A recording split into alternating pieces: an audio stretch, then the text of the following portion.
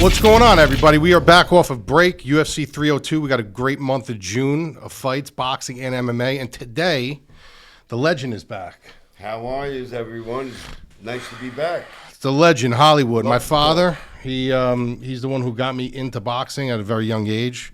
We're going to talk some boxing today, then we're going to jump into the UFC card. Before we do that, we have a big month coming up in boxing and MMA. So this weekend we have Makhachev and Poirier. Next week we got Jared Cannonier and Imavov. After that we have Alex Perez and Tara.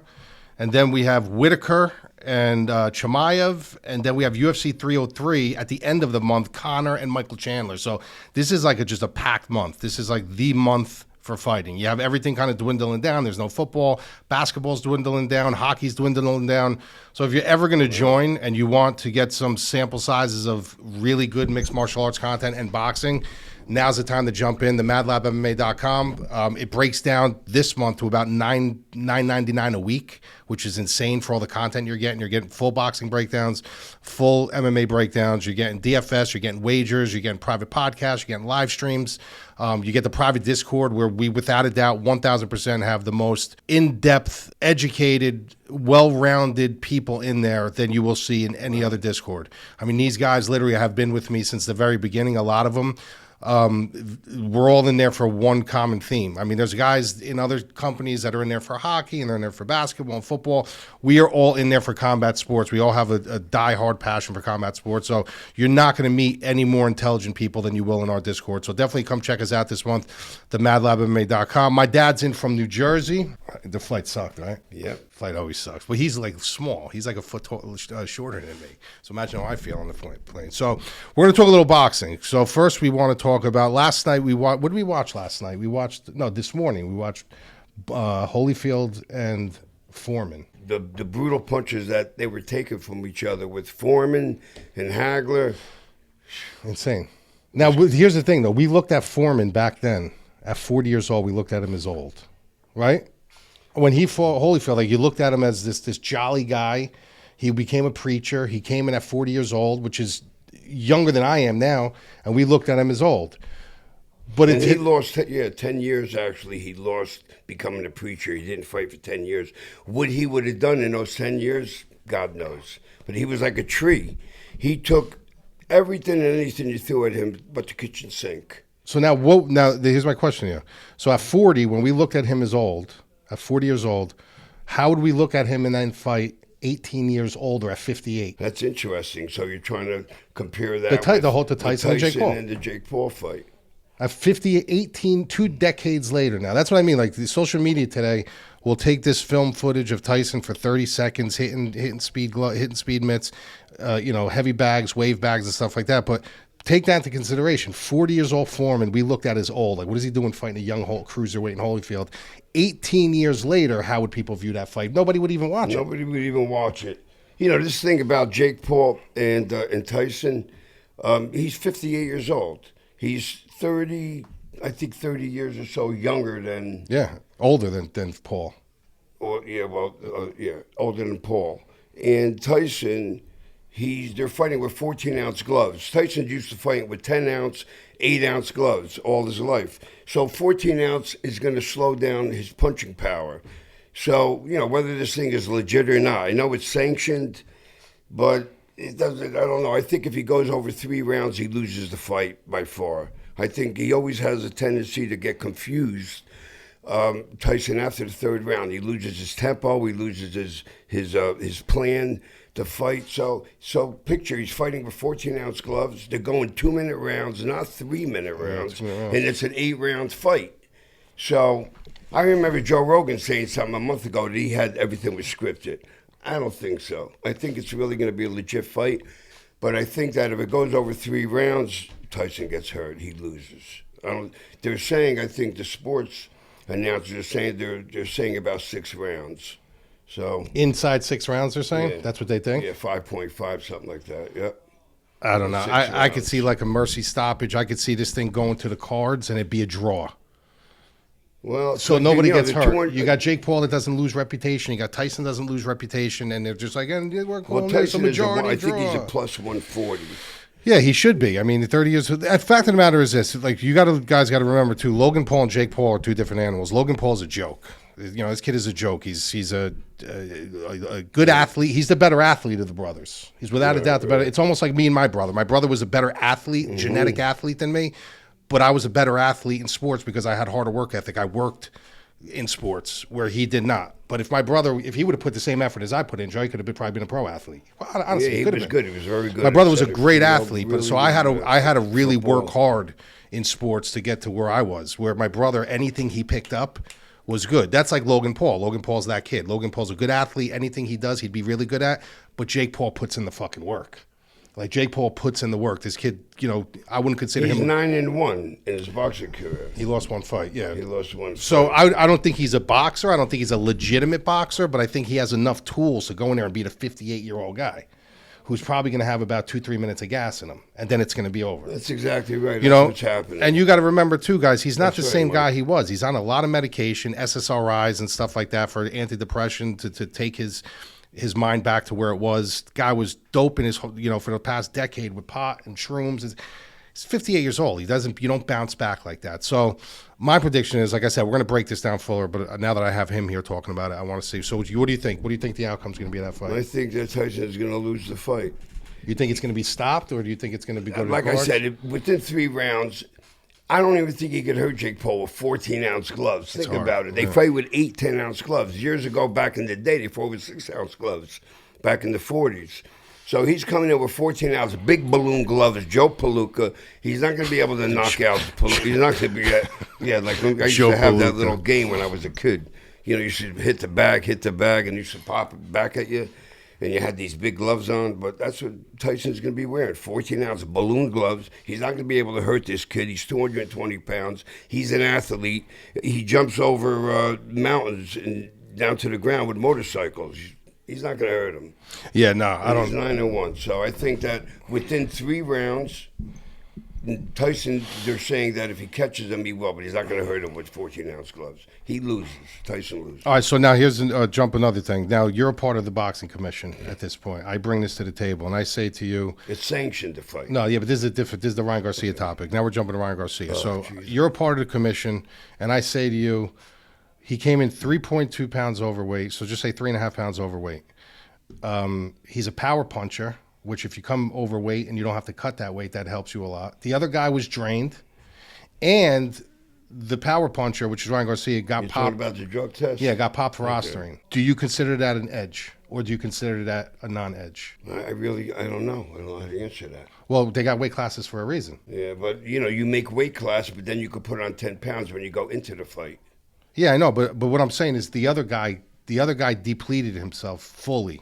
He had to get down and he sucked Right, all so the he's weight. weaker, so you're saying that... And he's No, on no, power. he's- And he's he's on def- power. No, it's but wrong. It's wrong. It's wrong. But then you add PEDs into the mix, Wrong. It's wrong. right? So here's this is the controversy that I ran into, and He should be stripped. And I made the drastic mistake, and I don't even follow this guy. This guy just popped up on my thing because on Instagram, when you scroll through Instagram, it'll show you things that you have been interested in.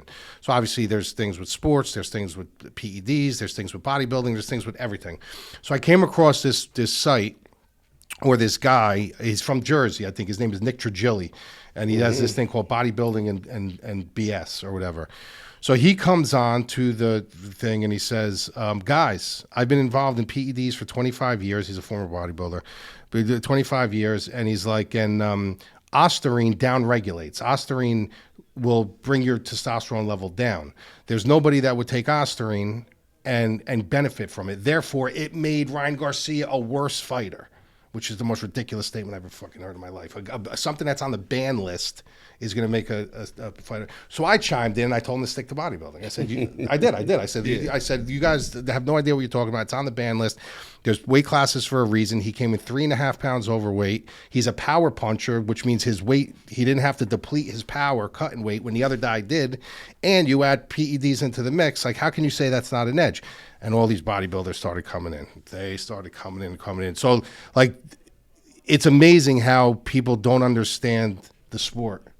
They don't understand what weight cutting is. They don't understand, like for instance, bodybuilding. There's so much into weight cutting. Some of the boxers used to lose 12 pounds in 2 days, 15 pounds in 2 days. Yeah, well, but that's the whole thing. The people, like bodybuilders, don't understand because, look, you could think differently, but they're not athletes. They're not athletes. No. Bodybuilders aren't. Believe it or not, and I'm not shitting on them because it's still discipline and stuff like that. But There's a lot of the guys who who become bodybuilding are shorter in stature and they were never athletes. It's the truth. It is. Right? So when you diet for bodybuilding, you diet to stay dry and depleted. You want to step on the stage depleted. You want to look good. You want to be stripped down. Where when you go to combat sports, you got to deplete down to step on the scale, but then you got to rebound and rubber band back up and rehydrate. It's completely different. It's different. You got to make weight like at 145. And you got to perform. And you got to perform. And you got to perform. Right. Like these guys go on stage, they pose. The worst thing that happens to them is they cramp.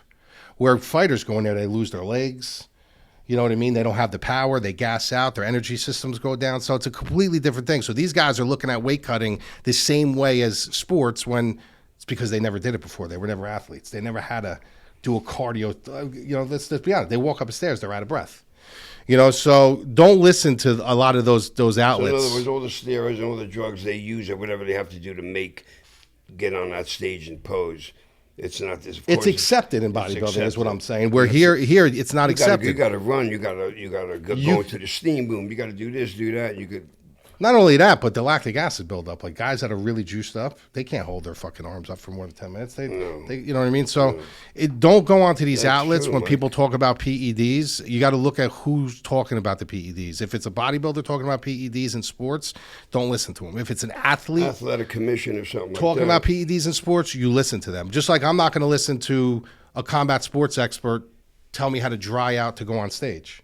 You know what I mean? I'm not going to. Of course. So it just. So what happened with Ryan Garcia, basically? What went on with that? So what happened was you had Devin Haney, who has an issue making weight. And I'm not making excuses for him. He could have lost the fight the same way. But he had Devin Haney, who came in, who has issues making weight as it is. He had to dry himself totally out. He was depleted on the scale. Ryan Garcia decided to not cut weight at the biggest point. Like the last couple pounds is the hardest to cut. It's like pulling blood from a stone. He said, I'm not going to do that. I'm not going to dry myself out. I'm not going to, mess up my energy systems. Then he was taking Ostarine on top of that, which what that does is that stops the catabolism in your body. When you're dieting down, when you have no fat on your body, it goes after your muscle. So he kept his power. He didn't have to rubber band back up. He was fresh as the daisy going in. And you have Devin Haney, where the bodybuilders are saying, well, Devin Haney came back heavier in the fight than Ryan Garcia. Yeah, but he didn't have to. He had a rubber band back up. He had to fucking rehydrate his body back up and rehydrate back up. Where Ryan Garcia was laying in bed that night eating whatever the fuck he wanted. He never had to. Wow. So it's different. So they're looking at it as it's only three pounds. The Ostarine was this much in his system, and they're looking at it as what they weigh. Turning an eye on this, are they? No, the people who legitimately know boxing and know combat sports, they say about the commission.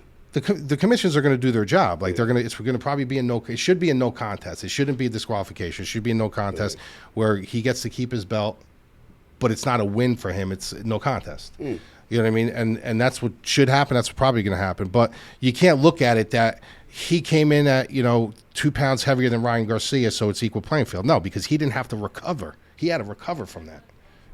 You know what I mean? Yeah, absolutely, yeah. So and there's a lot to it coming back. Yeah, you can't spill. You can cramp. You can do. There's so much. There's no. You dry it out. You can't go the distance. Yeah, and it takes good 24 to 36 hours. It's funny. It's so distorted because I just heard something about Ryan Garcia. He's 145 pounds, and he was willing to take the place of Mike Tyson because evidently something happened to Mike Tyson on an airplane. Yeah, with his stomach. Something happened, and he wanted to take how are you going to fight a 220-pound guy at 145 pounds? Well, because Jake Paul isn't really a boxer, though. He's not that good. I wouldn't doubt it if he fucking ate. Because listen, Ryan Garcia's a big kid. If he ate a little bit. Well, Garcia, he could probably put on 165. He could go in there as much. That'd be interesting. I would watch that. Fight in July. I would watch it. He's got some good power. He's got good speed. He knows how to box. I mean, he's not a great, but you'd never, you know what I mean? Wow. But they got weight classes for a reason. This is what I mean. Like when people say, so what? He was only 3.5 pounds over. I was like, well, they have weight classes for a reason. It's And they're really strict on it, too. So that's that. All right. What else? The upcoming fights this week? Yeah, so we got some good fights this week. UFC 302, the main event is Islam Makhachev versus Dustin Poirier. I'm going to brush through these real quick. It's a fight. Listen, this is a fight where Dustin Poirier is my guy. Like, everybody knows I love Dustin Poirier. I had him against BSD. There's not many times I will bet against him. Even times I don't bet for him, I won't bet against him. He finds ways to win. You know what I mean? Like, he just finds ways to win. But this is just a very bad stylistic matchup for him. This is Islam Makhachev. What's his record, Mike? Poirier's 30-8. 30-8? Yeah, 30-8. He beats everybody. How old is he? He's up there. He's talking about retiring after this fight, win or lose. Wow. But this is his last shot. Like, Is he the favorite? No, he's a big dog. He's a big Wow. dog. So Islam Makhachev comes in, Dagestani style. He comes in under Habib's tutelage. Same kind of style, same kind of game plan, same blueprint. He has something to prove on the feet, which I think this is a really bad idea for him. But eventually it's going to be right back to the script. He's going to take Poirier down.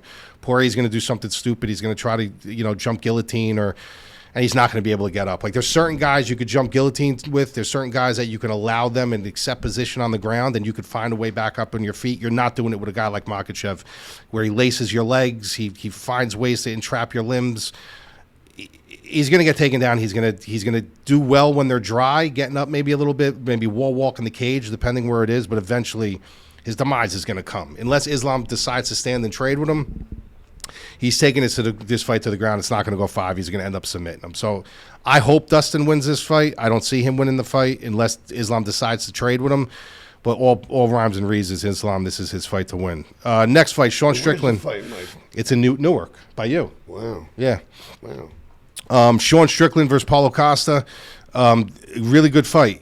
I'm torn on this fight because you got Sean Strickland who, when he fought Izzy, right, which this is what I say, like, sometimes resumes, you got to be careful how you look at the wins and losses. So when you look at Sean Strickland, you're looking at, he beat Izzy, and that's like a huge thing, right? Everyone's like, wow, he beat Izzy. But in my opinion, that wasn't Izzy. Like, Izzy was on the way out. His mind wasn't there. He wanted time off. He wanted to retire. He wanted to go. I don't think that was a prime Izzy that we got in there. But Sean Strickland won the fight. But you see on the record that he beat Izzy. Then he comes back and he fights Duplessis. And that's a fight, honestly, that I thought was very political. I thought that Sean Strickland did win that fight. But because of his political stances, because of the things that he says on social media, I feel like the judges kind of edged it towards the Duplessis side. A little bit more, some more storylines for Duplessis is in there. For him to fight Izzy, both from the same neck of the woods. So when you look at that, you're like, all right, well, he beat Izzy and he lost to Strickland. I mean, he lost to Duplessis, which I think it was flipped. I think he beat Duplessis and he lost to Izzy. And then you got a guy like Paulo Costa, who you're going to love when you see this guy. Brazilian fighter, big guy, but he's a great boxer. Like, he digs to the body. He's like one of the guys in the UFC that likes to go to the body. You know what I mean? So he really works the body. He's got good power. He looks like he's going to gas out numerous times, but he doesn't. He continues to push through. Good leg kicks. He's good on the ground when he needs to go there. If this was a 3-round fight, I would be all over Costa, but they made this a 5-round fight. So this is actually the co-main event, and they're making it a 5-round fight because that works in the favor of Strickland, right? He's a cardio machine. He uses the Philly shell, works behind a good jab.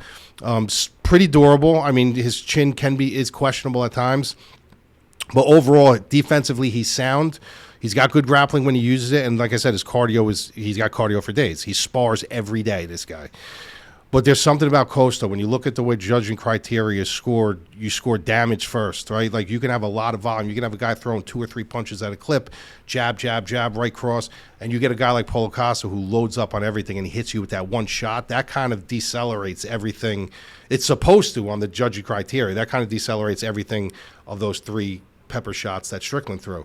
Also, the Philly shell is good for boxing. That's why Mayweather was so good, right? It defends punches.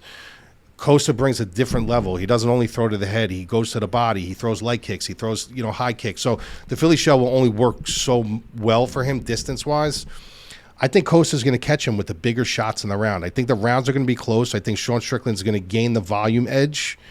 But I think at the end of the day, Costa is going to neutralize that volume with power. Maybe rock him in a round or 2. I even think if there's a knockout in this fight, it's on the Costa side. It's really interesting that boxing now plays such a big Well, sport. in the we said that UFC. years ago. Years ago when Shamrock was, Yeah. years ago when the UFC first Your came fault. out. Oh, I'm so sorry.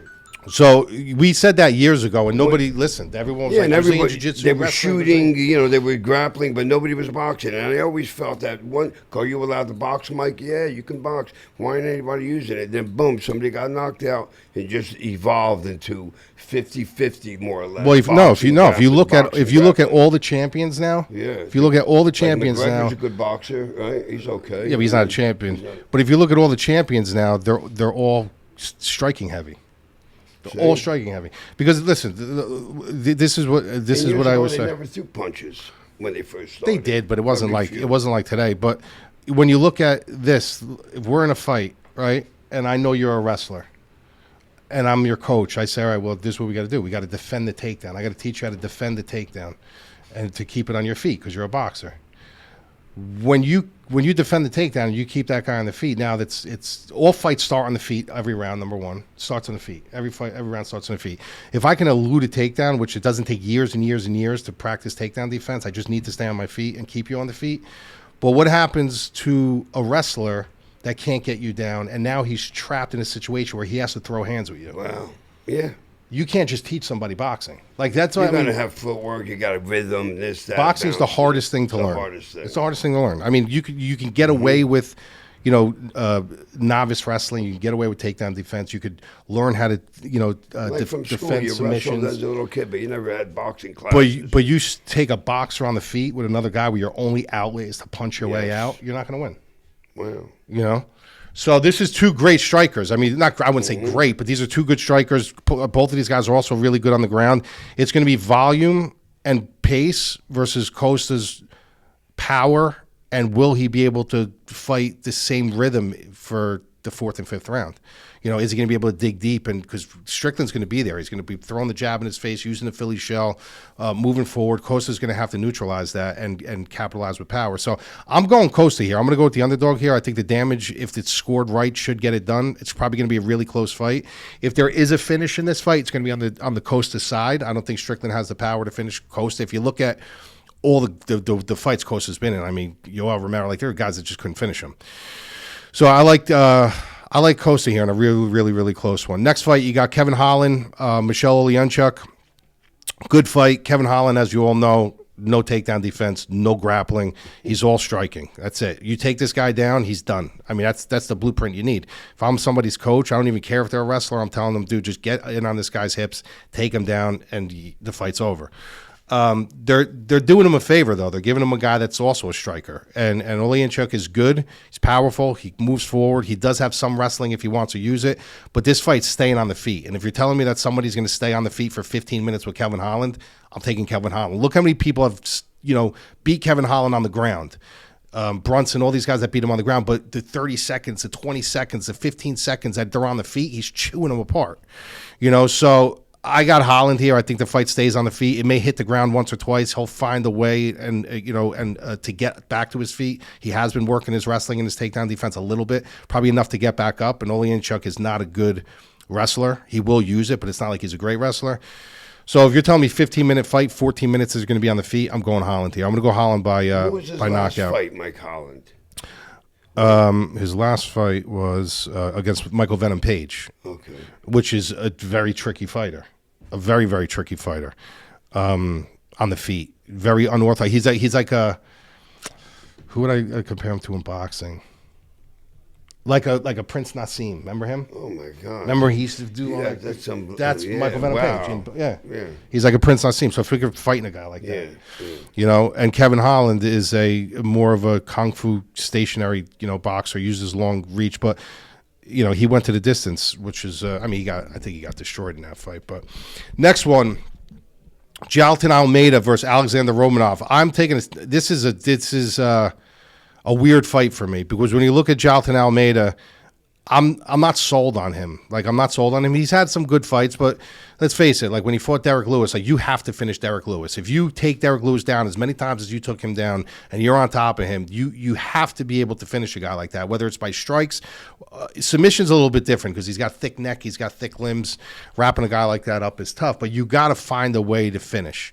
That showed me that his cage IQ was not there yet. He didn't understand, like, when the blood is in the water, how to get to the actual carcass of the fish. So, do I think he's talented? I think he's super talented. Do I think he's got, a well-rounded game? Yes. I just don't think his cage IQ is there. And I think in a situation with a guy like Alexander Romanov, who looked horrendous in his last fight, looked like he should have retired. I mean, that's how bad he looked. Came out overweight, fat, looked like he's been eating potato chips. Really, he looked bad. This guy looked fucking terrible. What's your weight? This is heavyweight, 265. Wow. So when you look at this, Alexander Romanov, though, he came into the UFC, and everybody thought he was going to be like this next great thing, right? Big blonde hair, like a. I'm trying to think who we do, like a Tommy Canetti type of guy. Oh my God, but Tommy's big, thick dude, right? Big thick dude comes in, and he had wrestling behind him, inside trips. Getting on top, you get a guy like Tommy on top of you. Picture Tommy Canetti on top of you. He's big all over. How you getting him toes off? Up to the top. So that's what he was doing. So all of a sudden, in his last fight, he steps on the scale, and he looked like a different person. No big kidding. fucking stomach hanging over his shorts. What the hell's that all about? And he got destroyed. He literally got destroyed. So now people are questioning, like, is this guy for real? Is he a bum? What does he look like now? Have you seen him? That's the weigh-ins are the most important thing. That's what I'm saying. So, but here's my question. With Jailton Almeida, I just said, like, I'm not sold. I'm sold on his skill and his athletic ability, but I'm not sold on his cage IQ. What happens if a guy the size of Alexander Romanov, even on the way down, reverses position and lands on top of you? How is Jailton Almeida going to react? How is he going to get him off? How are you going to get a guy like that off you? Jailton Almeida fought a guy like Derek Lewis, and you guys, oh, look how big he is. Yeah, but Derek Lewis has no wrestling under his belt. He has no idea what he's doing on the ground. He's a fish on the ground. He doesn't know how to reverse position. When he's on top of you, it's ground and pound, but you can buck him off. Alexander Romanov has legit, like, wrestling credentials behind him. He does the inside trips. He knows what to do, center his weight when he's on top of you. And what's going to happen if he does get on top of Almeida? If he does secure a takedown quick, is Almeida going to be able to get out? Is he even going to know what to do? Is he going to shell up? Is he going to turtle up and give him his back? You don't know. So there's a lot of question marks here. By all rhymes and reasons, Jailton Almeida should win this fight. But depending on how the weight looks on the scale, if Romanov looks good on the scale, I'm going to go with the dog. I'm going to say Romanov has a shot to take him down and possibly get some kind of top control. If he looks like shit, if he looks like a fat slob again, like John Candy, then obviously I'm exiling my pick. But if he comes in even a fraction of what he looked like when he first came into the UFC, why can't he muscle his way into Almeida, grab his hips and inside trip him, take him down and land on top, and possibly see what he could do from there? So it's like this ain't a lock pick. A lot of people think this is like a lock of all locks to Almeida to win this fight. I don't think it is. I think there's a situation where Romanov can bully him, can take him down, can get on top of him. Then you got to see how Almeida handles that. So right now, if he's in shape, I'm going to take a swing on Romanov. Last fight on the main card, and then we'll get out of here, is Randy Brown versus Aleksei Dos Santos. This is a good fight. Like, you guys know, I like both of these guys. Randy Brown's from my neck of the woods. I'm good friends with his trainer, Matt Cully, over at Budokan in New York. He's just a long and rangy fighter. He's very well-rounded. He's very intelligent. He's got good people behind him. He's got decent power. And you got Aleksei Dos Santos, who's just a dog. Like, this guy is a master at capoeira. Good body, good athletic ability, speed. He's got mediocre power, but you could bait him into a fight. I always bring up the Lyman Good fight because I knew Lyman, so I was really into that fight. When he fought Lyman Good, he just gave Lyman Good the fight that he wants. Everybody at TSK, they're striking. Aleksei Dos Santos does have grappling. He does have other paths to win a fight. But what did he do? He gave Lyman Good the fight that he wanted. He won the fight by split decision, but there was no reason that fight should have been that much of a war. Like, there were so many paths for him to take in that fight, to win that fight, outside of just standing and slanging and banging with him. And that's what he does in a lot of his fights. So you take that at 24-7 at his age now and say, well, look at the accumulation of wars this guy's been in. Even though he's been winning fights, he's beating top-level competition, he's winning fights, there's still an age bracket with Randy Brown where he's cleaner, he's fresher, he's younger, he's going to have a 5 to 6 inch reach advantage on this. They're going to know that.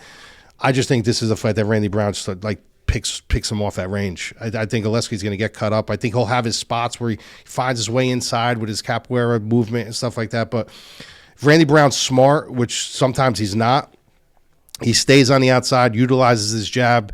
And the one thing about Randy Brown is when you look at that 5-inch reach advantage, don't look at it as 5 inches. You look at it more. A lot of guys with 5-inch reach advantages or reach advantages, they think because they have that advantage, they don't need to open up. He opens up when he punches, so he actually gains another inch or two on his punches. He just doesn't throw out. He really opens up on his punches. Good kicks, good grappling, slippery grappling because he's got them long, lanky limbs.